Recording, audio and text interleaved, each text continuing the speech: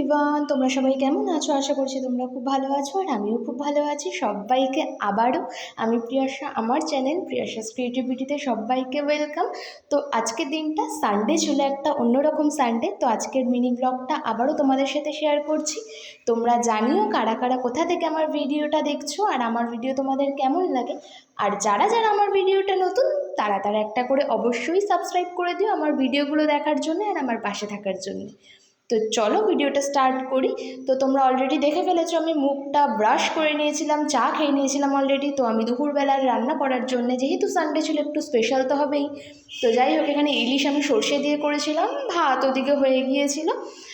আর হচ্ছে এদিকে আমি একটু দুপুর যেহেতু হয়ে গিয়েছিল ওই জন্য আমি আম খেয়ে নিয়েছিলাম, যেহেতু আমের সিজন ওই জন্যে। তো তারপরে আমি স্নানে চলে গিয়েছিলাম।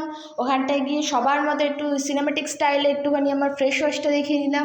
তো তারপরে হচ্ছে এখান থেকে আমি স্নান থেকে বেরিয়ে সব জামা কাপড় যেগুলো ধুয়েছিলাম সেগুলো মেলে দিলাম। তো তারপরে নিজেকে তো যেটা আর কি প্রত্যেক দিনকার মতো করতে হয় সেটা করতেই হবে, মানে সিঁদুর টিপ, নিজেকে ময়শ্চারাইজিং করা, নিজেকে সুন্দর করা স্নানের পরে, যেহেতু সারাদিন খাটাখাটনি হয়েছে তারপরে নিজেকে তো একটু টাইম দিতেই হবে বলো।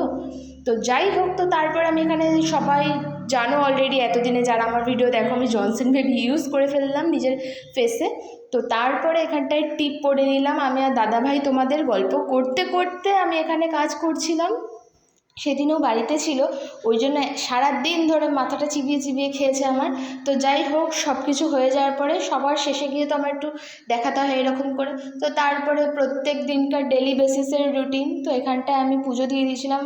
তো তারপর এখানটায় একটু হনুমান চালিসা পড়ে নিয়েছিলাম, যেহেতু আমি প্রত্যেক দিনই প্রায় চেষ্টা করি হনুমান চালিসাটা পড়ার, বেশ আমার ভালো লাগে। তো পুজো দিতে দিতে আমার এই নাজেহাল অবস্থা, পুরো মুখ ঘেমে দেখো চকচক করছি অ্যাকচুয়ালি। তো যাই হোক, এদিকে হচ্ছে আমি পটল চিংড়িও করেছিলাম, সরি ওটা বলতে ভুলে গিয়েছিলাম। তো আমি আর তোমাদের দাদাভাই মিলে পটল চিংড়ি আর ইলিশ পাপা, যেহেতু সানডে তো একটু অন্যরকম রেসিপি করেছিলাম আমি ট্রাই।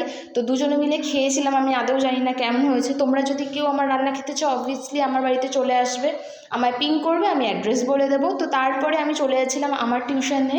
তো নিজেই ড্রাইভ করছিলাম, নিজেই ভিডিও করছিলাম। তো আমি আমার টিউশনে চলে এলাম।